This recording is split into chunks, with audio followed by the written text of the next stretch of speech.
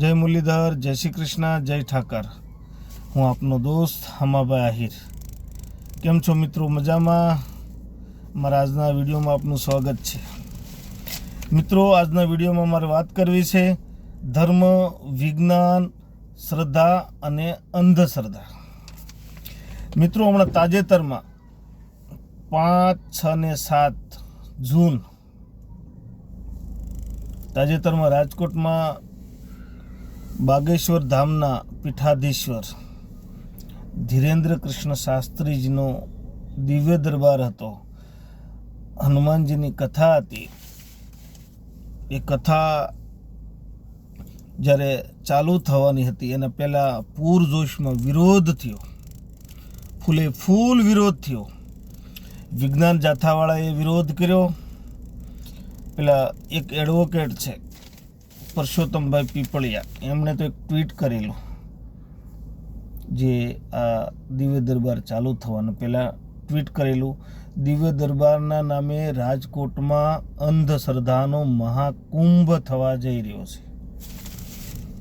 ને એને પોલીસ સ્ટેશનમાં કોઈ અરજીએ કરેલી કે ભાઈ બંધ રહે, એટલા માટે એ અંધશ્રદ્ધા માને છે. વિજ્ઞાન જાથાવાળા પણ અંધશ્રદ્ધા માને છે. વિજ્ઞાન જાથાવાળાએ પણ વિરોધ પ્રદર્શન બહુ કર્યો. વિજ્ઞાન જાથાવાળા જયંતભાઈ પંડ્યા, એમણે એવું કીધું 50 જણા અમારા દિવ્ય દરબારમાં આવશે, વિરોધ કરશે. 50 જણા દિવ્ય દરબારમાં આવે, એના ખીચામાં કેટલા પૈસા છે, કેટલા એટીએમ છે, એટીએમના શું નંબર છે, બધું બાબા બતાવી દે તો અમે માનીએ. એના પહેલાં પણ વિરોધ કરેલો. એ કહેતા હતા 50 માણસો અમે ઊભા રાખશું. 50 નહોતા, 17-18 માણસો હતા જે વિરોધ બેનર લઈને ઊભા હતા. ઘણા લોકોએ વિરોધ કર્યો. બાબા ધીરેન્દ્ર કૃષ્ણ શાસ્ત્રી જે બાગેશ્વર ધામના પીઠાધીશ્વર છે, કોઈ કે છોકરો પાછો એક જતો રહ્યો છે ઘરેથી 28 વર્ષ પહેલાં નીકળી ગયો, એને પાછો લાવો તો અમે માનીએ. કોઈ એમ કે ધગધગતો લોખંડનો સળિયો બાબા પકડી લે તો અમે માનીએ. કોઈ એમ કે બાબા અમે કહીએ બતાવી દે તો અમે માનીએ, નકર બધી અંધશ્રદ્ધા છે. તો તમે કહો એમ ના હોય. એક સૃષ્ટિનો નિયમ છે. મને ખબર નથી અમેરિકા, તો એનો મતલબ એવો નથી કે અમેરિકા નથી. અમેરિકા તો છે જ, મને ખબર નથી. અને ઘણા કહેતા હોય કે પેલો સચિન તેંડુલકર ક્રિકેટર નથી, એને હું ક્રિકેટર નથી માનતો. લતા મંગેશકરને હું ગાયિકા નથી માનતો. તું નથી માનતો ને, એ તો છે જ, એ તો છે જ. આપણે નથી માનતા, એ વાત અલગ છે. એટલે ઘણા વિરોધીઓ હતા, વિરોધ કરવાવાળા હતા. પૂરજોશમાં જેણે વિરોધ કર્યો, લેકિન પૂરજોશમાં વિરોધ વચ્ચે પણ દિવ્ય દરબાર થયો. હનુમાનજીની કથા થઈ. હનુમાનજીનો પ્રતાપ છે. કળી કાળમાં જીવિત દેવ એટલે હનુમાનજી. હનુમાનજીની કથા થવાની જ હતી. કેટલો વિરોધ કરી લે છતાં પણ કથા થવાની હતી. આના પહેલાં પણ જ્યારે રાજકોટમાં ધીરેન્દ્ર કૃષ્ણ શાસ્ત્રીજીની પધરામણી હતી ત્યારે સુરતનો એક વેપારી જાગ્યો હતો કે હું હીરાનું પડીકું લઈને આવું, મને કહી દઈ આમાં કેટલા હીરા છે, કેટલા હીરા છે મને કહી દઈ. એ હીરાના વેપારીને પણ ધીરેન્દ્ર કૃષ્ણ શાસ્ત્રીજીએ કીધેલું કે આવો, હું તમારા રાજકોટમાં છું, કાલ રાતે 12 વાગ્યા સુધી રાજકોટમાં છું, તમે આવો. હીરાની તમારી આખી કુંડળી વિશે હું તમને સમજાવી દઉં, તમે શું શું કરેલું છે. શાસ્ત્રીજીએ તો ત્યાં સુધી કીધેલું કે તમે જિંદગીમાં જેટલા કાંડ કર્યા હોય એ કાંડે બતાવી દો. ન બતાવી દો તો મારું નામ નહીં. એ કૃપા હનુમાનજીની છે, મારી કૃપા નથી. પણ એ હીરાના વેપારી પછી ત્યાં ના આવ્યા. અને વિરોધે ઘણા કરતા. હમણાં 3 દિવસ કથા ગઈ, વિરોધ કરવાવાળા કોઈ આવ્યા નથી. જેની પરસી બાબાએ કાઢી, એ લોકો એ એવું કીધું કે ચમત્કાર થયો. ઘણા લોકોના વિડીયો અમે જોયા, ઘણા લોકોને અમે લાઈવ જોયા, તો એવું કીધું કે ચમત્કાર થયો, વસ્તુ સાચી છે. એટલે ઘણી વસ્તુ એવું કે વિજ્ઞાન જાથાવાળા ન માનતા હોય તેનો મતલબ એવો નથી કે એ નથી, એ છે જ. વિજ્ઞાન જાથાવાળા ન માને, બરાબર છે. વિરોધ એનું કામ છે, વિરોધ કરવાનો. વિરોધ એણે કર્યો. આપણું કામ હતું દિવ્ય દરબાર કરવાનું, આપણે દિવ્ય દરબાર કર્યો, બરાબર છે ને. હવે વિજ્ઞાન જાથાવાળાને મારે એક પ્રશ્ન પૂછવાનો છે કે તમે આ બધી અંધશ્રદ્ધા કાઢો છો, હું માનું છું, તો એક કે અંધશ્રદ્ધાને તમે નથી માનતા, અંધશ્રદ્ધાના જે નામે જે દુકાનો ચલાવે છે એને તમે પ્રોપર એકદમ પેલું શું કહેવાય કે એક વિજ્ઞાનના લાગુ કરીને તમે અંધશ્રદ્ધા માણસો પાસેથી કાઢો છો. હું માનું છું પણ આવું એક હિન્દુ ધર્મની સાથે જ કેમ થાય છે? અંધશ્રદ્ધા એક હિન્દુ ધર્મમાં જ છે, બીજા અન્ય કોઈ ધર્મમાં અંધશ્રદ્ધા નથી. તો એમનું તમે કેમ કોઈનું લાવતા નથી? જયંતભાઈ પંડ્યાને તો એક સુરતથી જય પટેલ નામના વ્યક્તિએ એક ચેલેન્જ પણ આપેલી કે તમે જે અન્ય ધર્મ છે એનું તમે અંધશ્રદ્ધાનું ના જાઓ ને અંધશ્રદ્ધા એની તમે બહાર લાવો, આવી રીતે એનો તમે વિરોધ કરો તો $1001 હું તમને આપું. એને તો એમ પણ કીધું છે કે તમે વિજ્ઞાનના નામે આ દુકાન ચલાવો છો જયંત પંડ્યાને. હું પણ જાણું છું જયંત પંડ્યાને સારી રીતે, લાંબા ટાઈમથી વિજ્ઞાન જાથામાં કામ કરે છે. લેકિન આજ સુધીમાં બીજા અન્ય ધર્મનું કોઈનું એણે વિરોધ કર્યો નથી, એ પણ મને ખ્યાલ છે. હરીફરીને જે વિરોધ કરવાવાળા એક જ ધર્મને જોઈ ગયા. કોને? તો હિન્દુ ધર્મને. હા, આપણું હાલી જાય કે વિરોધ કરો. અને વિરોધ કરવાવાળા બીજા કોઈ અન્ય ધર્મના નથી, હિન્દુ ધર્મના જ છે.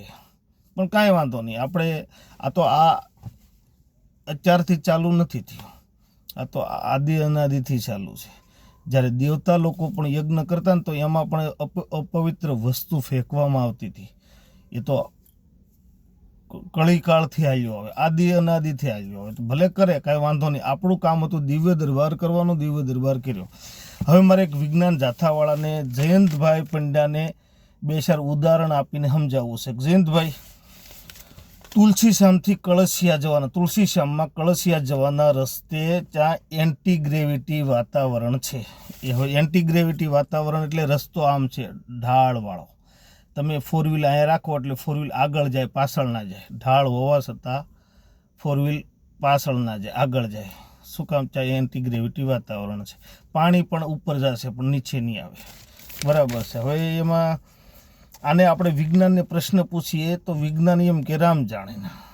અને પાછું વિજ્ઞાન એના માટે એક શબ્દ વાપર્યો છે. આપણે એને વિજ્ઞાનને પૂછી કે ત્યાં આવી રીતનું કેમ છે, આવું કેમ છે, તો એ એવું કહે છે ઓપ્ટિકલ ઇલ્યુઝન. ઓપ્ટિકલ ઇલ્યુઝન છે ત્યાં. હવે ઓપ્ટિકલ ઇલ્યુઝનનો મતલબ એવો થાય છે કે દ્રષ્ટિભેદ. હવે દ્રષ્ટિભેદ એ કે છે, હવે આપણી સામે થાય તો એ દ્રષ્ટિભેદ. જે વસ્તુ જ્યાં થાય છે એ આપણે સામે થાય છે તો એમ કે દ્રષ્ટિભેદ છે. તો મને એવું લાગે છે ત્યાં વિજ્ઞાન ફેલ છે. બીજો પ્રશ્ન તમને વિજ્ઞાનને પૂછું છું. બીજો પ્રશ્ન કે ભાઈ આપણે જે શનિ સિંગળાપુર છે ત્યાં ગામ આખામાં કોઈના ઘરે દરવાજા નથી. બધાને ઘરે બારાક છે, સોગઠા છે, પણ દરવાજા કોઈના નથી. ઇવન બેંકમાં પણ નથી. તો ત્યાં ચોરી કરીને કોઈ બારો ન જઈ શકે, ગામ બારો. હનુમાનજી ગામની રક્ષા કરે છે, એવી લોકવાયકા છે. તો ત્યાં વિજ્ઞાનને તમે લઈ જાઓ ને ત્યાં કામે લગાડો કે આમાં રિયાલિટી શું છે, ખરેખર શું છે. તમે જો વિજ્ઞાનમાં કામ કરતા હોય અને વિજ્ઞાન, હું માનું વિજ્ઞાનને, મને બીમાર પડે તો હું લેબોરેટરી જ કરાવું, હું અંધશ્રદ્ધામાં નથી માનતો. લેકિન ધર્મને માનું છું, શ્રદ્ધા છે અને ધર્મમાં માનું છું. પણ વિજ્ઞાનને ત્યાં કામે લગાડો કે આ શનિ સિંગળાપુરમાં કેમ ભાઈ ચોરી થતી નથી, હનુમાનજી રિક્ષા કરે, સાચું છે ખોટું છે એ પણ તમે જીન ચેક કરો. ત્રીજી તમને વાત કરતો હોય તો જગન્નાથપુરીમાં જે જગન્નાથપુરીનું જે મંદિર છે એની ધજા છે એ ઉલટી દિશામાં હંમેશા ફરકે છે, હવાની વિરોધ દિશામાં ફરકે છે. આવું કેમ છે? પછી ત્યાંનો બીજો એક રહસ્ય તમને કહેતો હોય તો દરિયાનો અવાજ, તમે ગેટની અંદર જતા રહો, મંદિરના પટાગણની અંદર તમે જતા રહો તો દરિયાનો અવાજ નથી આવતો. બહાર તમે જેવા નીકળો, પગ મૂકો એટલે દરિયાનો, આ મારું જોયેલું, આ ખુદ મેં અનુભવેલું છે. જયંતભાઈ પંડ્યા, તમે એક વખત જાજો ના જોજો. પછી ત્રીજું એનું રહસ્ય એ કે જ્યાં લોકો આવે એના માટે, શ્રદ્ધાળુ માટે પ્રસાદ બને છે એ માટીના જે મટકા આવે એમાં બનાવે. અને ચૂલા ઉપર એક મટકું, એના ઉપર બીજું, ત્રીજું, ચોથું, પાંચમું, છઠ્ઠું, સાતમું, 7 મટકા મૂકીને પ્રસાદ તૈયાર કરવામાં આવે છે. લેકિન એની ખાસિયત એ છે, એનું રહસ્ય એ છે, ઉપરનું ટોપનું 7મું મટકું હોય એ પહેલાં પાકે. તો ત્યાં તમે વિજ્ઞાનના કામે લગાડો કે આ 7મું નીચે જેના નીચે તાપ થાય છે, પહેલું મટકું જે આગને અડે છે એના એ પહેલાં નથી પાકતું એના, લેકિન 7મું ઉપરનું છેલ્લું મટકું ઉપર મૂકેલું પાકે છે. તો આનું આવું કેમ થાય છે? ત્યાં વિજ્ઞાનને કામે લગાડો. પછી બીજા નંબરમાં આંધ્રપ્રદેશમાં એક લેપાક્ષી નામનું મંદિર છે. લેપાક્ષી ગામમાં વીરભદ્ર નામનું મંદિર છે.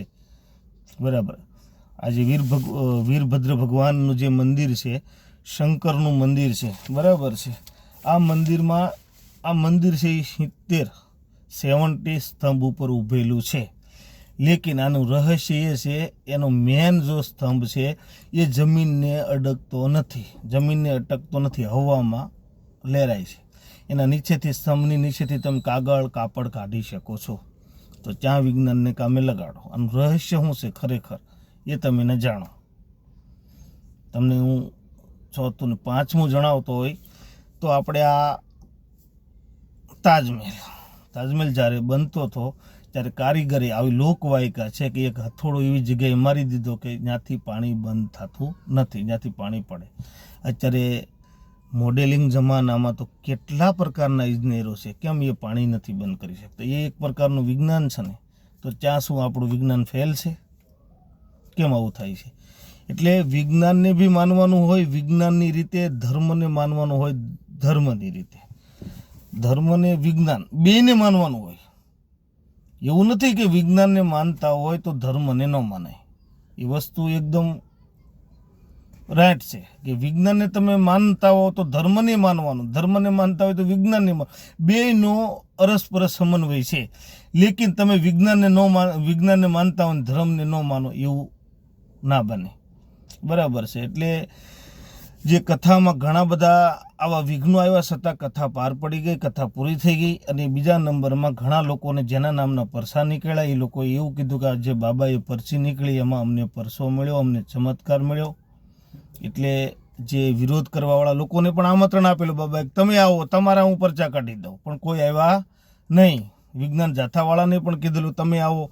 બીજા પણ જે વિરોધ કરતા હતા, કોઈ એમ કે ધગધગતો લોખંડનો સળિયો પકડી લે, કોઈ એમ કે બાળક 28 વર્ષથી ગુમ થઈ ગયેલું, ગાયબ થઈ ગયેલું, બાળકને ગોતી દે. કોઈ એમ કે અમારા ખીચામાં ATM છે એનો નંબર, એ બધાને બોલાવેલા પણ પાછા બાબાએ, ધીરેન્દ્ર કૃષ્ણ શાસ્ત્રીજીએ બધાને બોલાવેલા, પણ કોઈ આવ્યું નહીં વિરોધ કરવાવાળા. અને દિવ્ય દરબાર ને હનુમાનજીની કથા આરામથી પાર પડી ગઈ. એટલે મારે ખાસ કરીને આ જે વિજ્ઞાન જાથાવાળા જયંતભાઈ પંડ્યાને કહેવાનું છે કે અમુક જે આવા રહસ્યો છે, જે આવા ભેદ છે હજી સુધી ઉકેલાણા નથી, તો એને પણ ઉકેલો તમે. બરાબર. એવું નથી કે ધર્મ છે તો ધર્મની પાછળ જ તમે પડ્યા રહો અને આ એક હિન્દુ ધર્મની પાછળ જ પડ્યા રહો, એવું નથી. અન્ય ધર્મો પણ ઘણા છે ભારતમાં, હિન્દુસ્તાનમાં. એનામાં પણ આવી રીતે જે રીતે આપણા ધર્મમાં હાલે એવું બીજા ધર્મમાં, અન્ય ધર્મમાં પણ એવું ચાલતું હોય છે ને. ધર્મને માનવાવાળા લોકો તો આવા દિવ્ય દરબારને કથા ભજન કીર્તન કરવાના જ છે. એનામાંય તમે અંધશ્રદ્ધા ગોતો, ખાલી એક હિન્દુ ધર્મની પાછળ ના તમે પડ્યા રહો. એ મારી તમને રિક્વેસ્ટ છે જયંતભાઈ પંડ્યા. ચલો, જય શ્રી કૃષ્ણ. અમારો વિડીયો તમને સારો લાગ્યો હોય તો લાઈક કરજો, તમારા મિત્રો સાથે શેર કરજો અને મારી ચેનલને સબસ્ક્રાઈબ કરજો. જય મુરલીધર, જય શ્રી કૃષ્ણ, જય ઠાકર.